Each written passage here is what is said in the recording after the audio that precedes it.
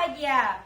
Perkenalkan, saya Nesya Francisca Juniarti dari SD Negeri 40 Kota Pagaralam. Saya CGP Angkatan 6 Kota Pagaralam, Sumatera Selatan. Assalamualaikum warahmatullahi wabarakatuh. Salam dan bahagia. Saya Liza Anggriani dari SD Negeri 74 Kota Pagar Alam, Provinsi Sumatera Selatan. Saya calon guru penggerak Angkatan 6. Assalamualaikum warahmatullahi wabarakatuh. Salam dan bahagia. Perkenalkan, nama saya Nel Nopriani dari SD Negeri 74 Kota Pagar Alam. Saya calon guru penggerak Angkatan ke-6. Assalamualaikum warahmatullahi wabarakatuh. Waalaikumsalam warahmatullahi Kami dari kelompok 1 kali ini akan melakukan coaching untuk kasus pertama. Untuk kasus pertama ini saya Liza Anggriani akan menjadi pengamat, kemudian Ibu Nil sebagai coach dan Ibu Nesya sebagai coaching. Sebagai pengamat, pertama saya akan bertanya terlebih dahulu kepada coach. Oke, Ibu Nil? ya. Iya. Selaku coach, kompetensi apa yang ingin Anda kembangkan dalam kegiatan coaching kali ini? Ya, kompetensi yang ingin saya capai, saya ingin hadir sepenuhnya dan menjadi pengamat yang aktif. Iya. Kemudian, kompetensi spesifik apa yang ingin Anda kembangkan pada proses kegiatan coaching kali ini? Observasi coach saya untuk menentukan rencana aksi dan selanjutnya diterapkan. Oke, kemudian indikator apa? Indikator keberhasilan dari kegiatan coaching ini yang ingin Anda capai? Coach, saya ingin menemukan solusi untuk permasalahan yang sedang dihadapi oleh coach. Oke, selanjutnya untuk Ibu Nil dan Ibu Nesya silakan untuk praktik coaching untuk kasus pertama. Baiklah, terima kasih Bu Liza. Assalamualaikum Yunil, selamat siang. Terima kasih yuk sudah mau meluangkan waktu untuk saya. Waalaikumsalam, Dek. Iya, sama-sama. Kalau boleh Ayu tahu, ada apa ya? Terima kasih ya Yu. Begini Yu, ada sesuatu yang mau saya diskusikan sama Yu. Apa Yu bersedia mendengarkan? Iya, Dek, dengan senang hati. Makasih ya Yu. Sebenarnya sudah lama saya ingin bercerita, tapi saya bingung, tidak tahu mau cerita sama siapa. Oh, begitu. Tidak apa-apa. Adek ceritakan saja sama Ayu. Ayu siap mendengarkannya kok. Ayo, apa yang kamu ingin ceritakan? Semoga Ayu bisa membantu apa yang sedang menjadi masalah yang sedang dihadapi adek. Dan apa yang kamu harapkan dari diskusi kita kali ini? Iya Yu, saya itu mengharapkan ada solusi dari permasalahan yang sedang saya hadapi. Saya melihat dan merasakan siswa di kelas saya kurang bersemangat pada saat jam pembelajaran membaca yang lagi ajarkan. Iya, insya Allah Ayu akan membantu semaksimal mungkin terhadap permasalahan yang sedang adek hadapi. Ada keinginan lain selain itu? Ada sih Yu. Selain itu, saya ingin mengetahui apakah tindakan saya salah atau kurang tepat. Padahal saya sudah merasa semaksimal mungkin dalam menerapkan pembelajaran membaca di kelas saya. Iya, adek tidak apa-apa, kamu tidak bersalah kok. Sekarang ceritakan perasaan yang kamu rasakan saat ini dan ceritakan juga hambatan-hambatan apa saja yang kamu alami dalam proses pembelajaran. Eh, iya yuk, saya itu merasa tidak tuntas pada saat saya mengajarkan membaca untuk siswa di kelas saya. Karena mereka tampak tidak bersemangat, bahkan tidak memperhatikan apa yang saya sampaikan. Meskipun saya merasa sudah mengajarkan mereka membaca, sudah semaksimal mungkin. Oh, begitu. Mengapa adek berpikir demikian? Dan hal apa yang membuat adek merasa tidak tuntas? Emangnya seperti apa proses pembelajaran membaca yang dilakukan di kelas adek? Jadi gini yuk, saya itu merasa tidak nyaman karena siswa di kelas saya tidak sesuai dengan yang saya harapkan. sehingga membuat saya itu bingung harus bagaimana dan langkah seperti apa yang terbaik untuk hal ini yuk. Oh, begitu. Emangnya ada apa dengan siswa yang ada di kelas Ade? Siswa di kelas saya itu yuk, saya lihat tidak bersemangat atau tidak gembira pada saat proses pembelajaran membaca. Mereka sibuk sendiri, tidak pernah serius pada saat proses pembelajaran. Bisa Ade ceritakan bagaimana hal tersebut bisa terjadi? Iya yuk, begini ceritanya. Jadi ketika saya menjelaskan pembelajaran membaca, mereka tidak mau memperhatikan.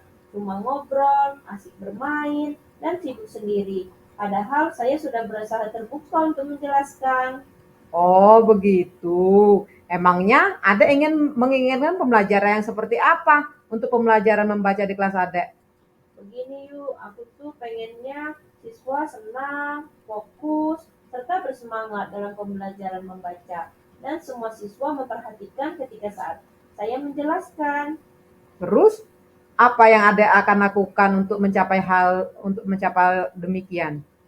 Eh, Tentunya yuk, saya akan menggunakan metode-metode pembelajaran yang lebih menarik, serta menggunakan gambar-gambar yang berwarna. Karena saya lihat yuk, siswa lebih tertarik membaca ketika saya menampilkan gambar-gambar berwarna. Siswa lebih memperhatikan dan lebih fokus. Menurut Ade, supaya semuanya bersemangat dan fokus, apa langkah pertama yang harus Ade lakukan?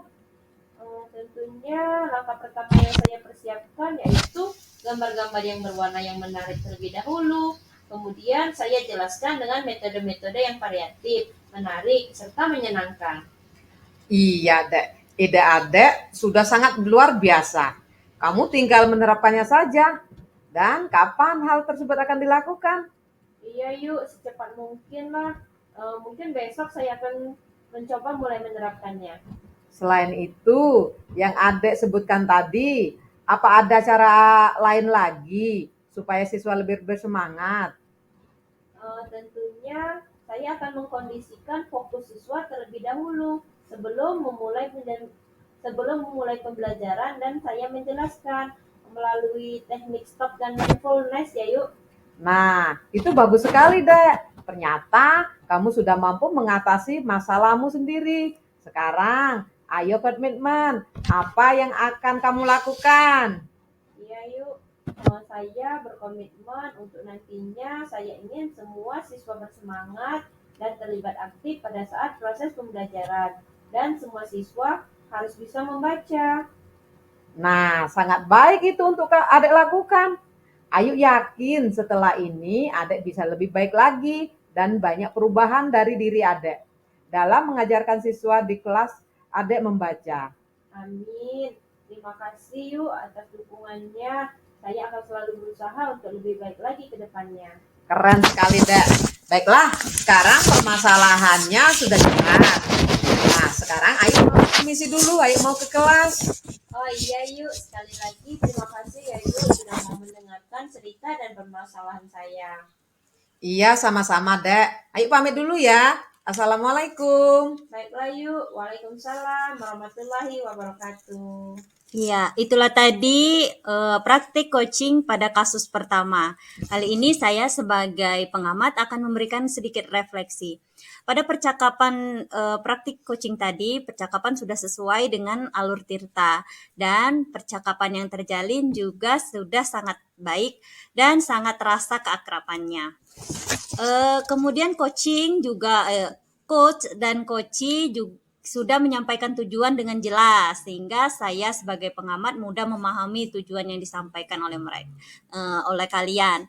Selanjutnya pertanyaan-pertanyaan yang disampaikan oleh coach itu sudah terbuka dan sangat berbobot sehingga berhubungan dengan fakta-fakta yang ada. Kemudian untuk coach juga sudah mampu memberikan pertanyaan pengambil keputusan yang akan diambil sendiri oleh coachee. Coachee sudah dapat menentukan tuh alternatif untuk permasalahannya. Selanjutnya untuk tanggung jawab, coach sudah mampu mengarahkan coachee untuk membangun sebuah komitmen dan untuk segera diterapkan. Itulah tadi praktik coaching pada kasus pertama. Oke, Assalamualaikum warahmatullahi wabarakatuh. Waalaikumsalam warahmatullahi wabarakatuh. Kami dari kelompok 1 akan mencoba mempraktekkan praktek coaching pada pembelajaran kali ini. Yang bertindak sebagai coach yaitu Ibu Nesya, Ibu Liza sebagai coach, dan saya sebagai pengamat. Nah, sebelum kita mulai proses, saya akan bertanya dulu kepada Ibu Nesya yang selaku coach. Baiklah Bu Nisya, sebagai coach, kompetensi apa yang ingin dicapai pada proses coaching kali ini? Baiklah, terima kasih atas kesempatannya. Pada proses coaching ini, saya bertindak sebagai coach. Kompetensi yang ingin kami capai yaitu hadir sepenuhnya atau franchise menjadi pendengar yang aktif. Oke, kemudian kompetensi spesifik apa yang ingin dicapai sebagai proses aksi nanti? Yang pertama, untuk menentukan rencana observasi terlebih dahulu untuk coach saya dalam menentukan rencana aksi, tanggung jawab, serta selanjutnya untuk diterapkan. Terus indikator keberhasilan yang ingin dicapai oleh Ibu apa?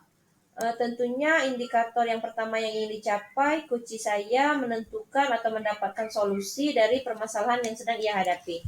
Oke.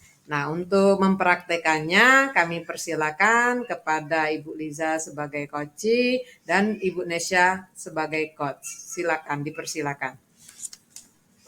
Assalamualaikum Yuk. Waalaikumsalam, Zah. Ayu sedang apa? Sibuk tidak? Oh, tidak juga, hanya pekerjaan rutin. Ada apa ya, Zah? Kalau boleh saya mau cerita sama Ayu. Boleh lah, Zah. Jadi gimana? Apa yang mau Liza ceritakan? Jadi gini Yuk, kemarin kita kan diminta untuk ikut pelatihan mandiri. Ya, benar. Berkaitan dengan masalah itu, apa yang Liza harapkan dari diskusi kita hari ini? Iya, saya sebenarnya ingin ikut, tapi saya takut nanti saya tidak bisa mengikuti rangkaian kegiatan sampai selesai. Emangnya apa yang jadi pikiran Liza sehingga Liza menganggap tidak bisa ikut kegiatan sampai selesai? Itu loh Yuk, kita kan sebagai wanita tentu banyak pekerjaan yang menyita pikiran dan tenaga. Jadi saya takut nanti saya tidak bisa mengikuti rangkaian pelatihan itu secara maksimal sampai akhir. Tapi sebenarnya saya pengen juga belajar sama seperti Ayu. Terus, apakah Liza sudah memperoleh info tentang pelatihan mandiri itu? Saya baru mengamati saja dari kegiatan Ayu. Saya lihat Ayu kayaknya sibuk sekali. Saya pikir apa saya bisa ikut pelatihan seperti Ayu. Oh, begitu rupanya. Apa yang Ibu amati, yang Liza amati tentang dari kegiatan pelatihan yang Ayu lakukan atau yang Ayu ikuti? Ya Yuk, saya lihat banyak waktu yang Ayu habiskan di depan laptop dengan kegiatan menyimak video, mengetik, dan sesekali membuat video. Tapi saat Ayu masuk kelas selalu membuat suasana anak-anak menjadi senang karena sering sekali saya mendengar anak-anak tertawa lepas. Oh, dari semua yang Liza amati, ayo bagian mana yang Liza anggap menarik untuk Liza terapkan? Iya Yuk, saya lihat banyak waktu banyak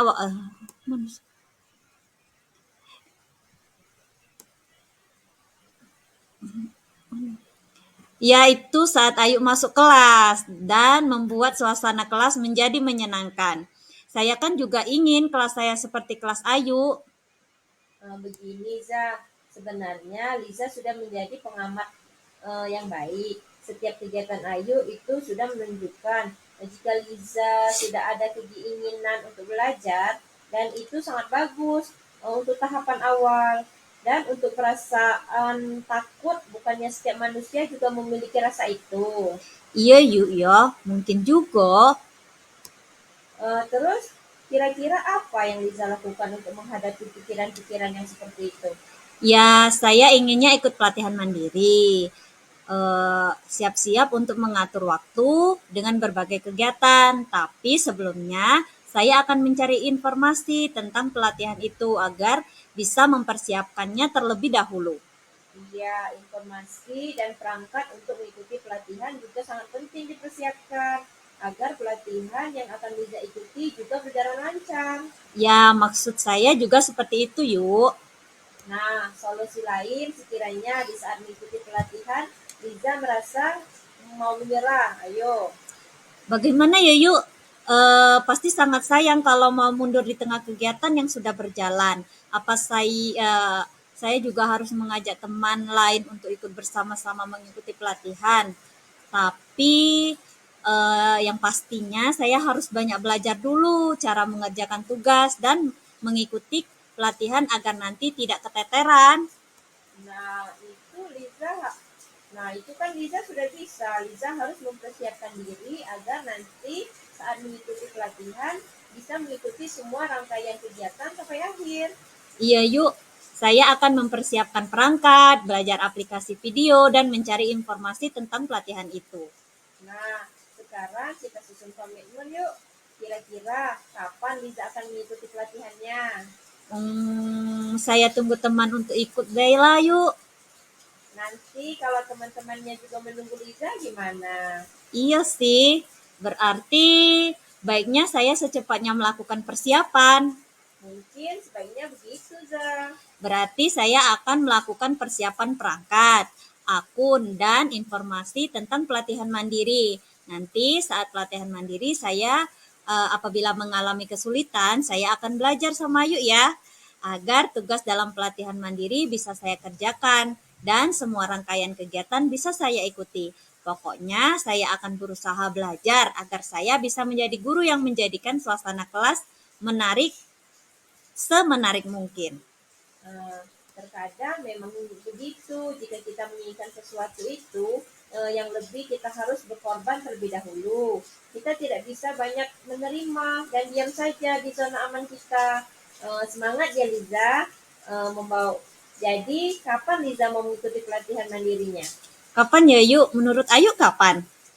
Secepatnya agar semangat dan tekad Liza yang membara itu tidak pudar. Ya yuk, besok saya akan mengikuti pelatihan. Sekarang saya akan melakukan persiapan dahulu. Persiapan akun dan perangkat saya. Terima kasih banyak ya untuk waktunya yuk.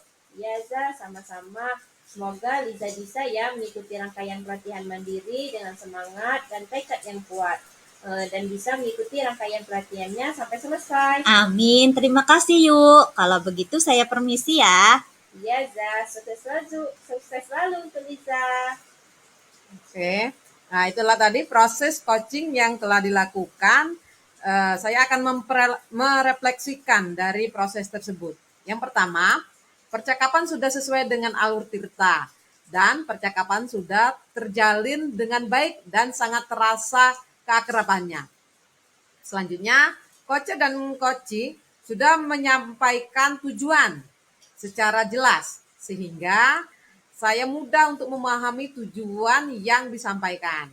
Kemudian, identifikasi pertanyaan-pertanyaan yang disampaikan sudah terbuka dan berbobot dan sudah dihubungkan dengan fakta-fakta yang ada.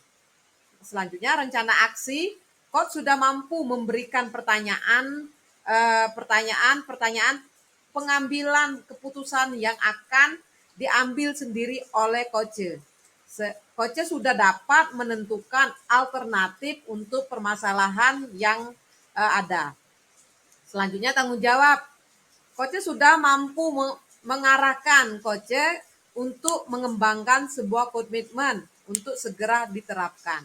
Nah, demikianlah penerapan coaching pada kasus yang kedua. Terima kasih. Wassalamualaikum warahmatullahi wabarakatuh. Assalamualaikum warahmatullahi wabarakatuh.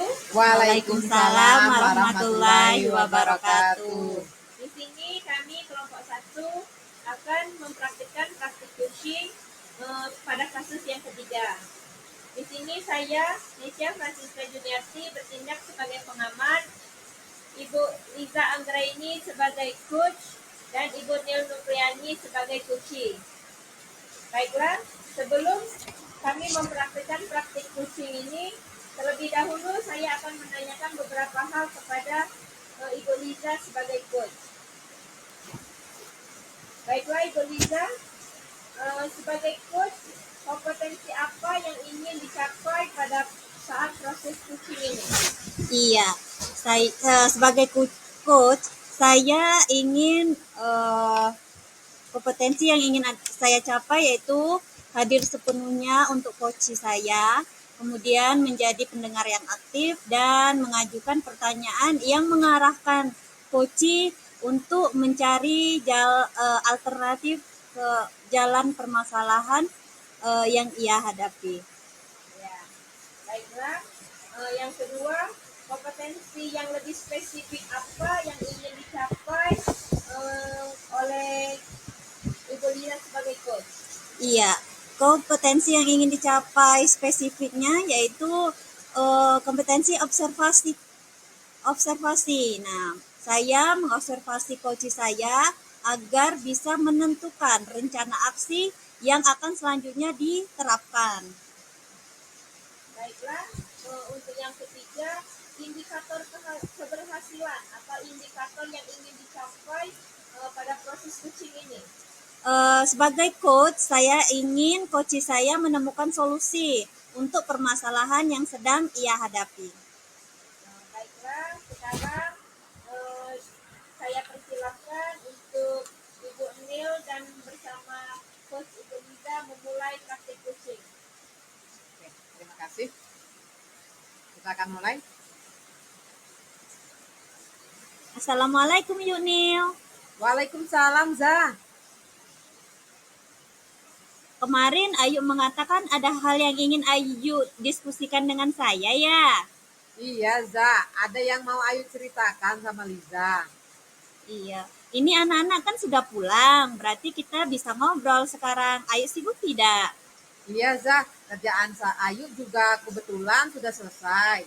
Terima kasih atas waktunya ya, Za. Ya, nggak masalah. Sebenarnya ada apa? Apa yang ingin Ayu bicarakan dengan saya? Kemarin Ayu itu disupervisi oleh guru senior. Saat Ayu mengajar terus, kayaknya ada yang salah dalam proses itu, Za. Oh, begitu. Berkaitan dengan masalah itu, apa yang Ayu harapkan dari diskusi kita hari ini? Iya, Za. Ayu pengen ketidaknyamanan di hati Ayu tentang masalah yang Ayu kemarin ada solusinya. Jadi, Ayu berharap bisa kasih Ayu masukan. Begitu, Za. Emang permasalahannya bagaimana yuk, sehingga sepertinya Ayu benar-benar gelisah dan merasa tidak nyaman. Itu loh, Za. Kemarin Ayu disupervisi oleh guru senior saat mengajar. Dan kebetulan saat itu Ayu melakukan asesmen tidak hanya menggunakan LKS, tapi Ayu menggunakan asesmen yang bervariatif. Terus bagaimana respon dari supervisornya? Kalau beliau menginginkan guru melakukan asesmen yang hanya memakai LKS sih, atau sama untuk semua anak. Oh, begitu rupanya. Jadi, kalau boleh saya tahu nih, mengapa Ayu melakukan asesmen tidak hanya menggunakan LKS? Iya, Za. Jadi Ayu kan sudah melakukan asesmen diagnostik setelah pembelajaran sebelumnya. Jadi, Ayu sudah tahu tingkat kemampuan dan juga minat anak dalam melakukan pembelajaran dan alas asesmen anak masing-masing. Jadi, ceritanya Ayu ini menerapkan pembelajaran berdiferensiasi. Jadi, kan tidak bisa menyamakan ratakan semua anak.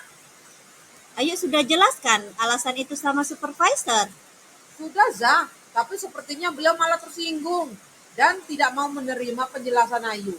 Ayu jadi bingung nih, kok beliau ekspresinya seperti itu loh. Langsung begitu. Ayu kan jadi merasa tidak enak, Za. Menurut Liza, apa Ayu salah? Begini yuk, sebenarnya Yusi tidak salah. Pembelajaran terdiferensiasi kan memang mengharuskan kita sebagai guru melakukan pembelajaran dan juga asesmen sesuai kompetensi dan minat anak. Tapi harus berpacu pada tujuan pembelajaran yang akan dicapai. Nah, mungkin pemahaman supervisor tentang hal itu tidak sama dengan cara pikir kita. Sehingga beliau maunya ketika melakukan asesmen yang dipakai adalah LKS yang menurutnya memang sudah bisa mengakomodir indikator ketercapaian tujuan pembelajaran. Mungkin seperti itu pemikiran supervisornya. Iya Zaya, mungkin juga seperti itu. Terus, kira-kira solusi apa yang Ayu pikirkan untuk masalah ini? Ya, karena supervisor sepertinya sudah melapor juga hal ini kepada kepala sekolah, dan cepat atau lambat Ayu pasti dia akan dipanggil oleh kepala sekolah. Ayu harus siap jawaban sesuai kondisi dan alasan Ayu Za. Kepala sekolah juga harus tahu loh alasan Ayu dalam hal ini. Dia tidak hanya menelaah laporan dari satu pihak saja. Ya, maksud Ayu juga seperti itu Ziza. Kemudian solusi lain, sekiranya alasan itu nanti tidak diterima oleh kepala sekolah. Bagaimana ya Za? Apa Ayu harus meminta maaf pada supervisor dan melakukan asesmen sesuai yang beliau inginkan?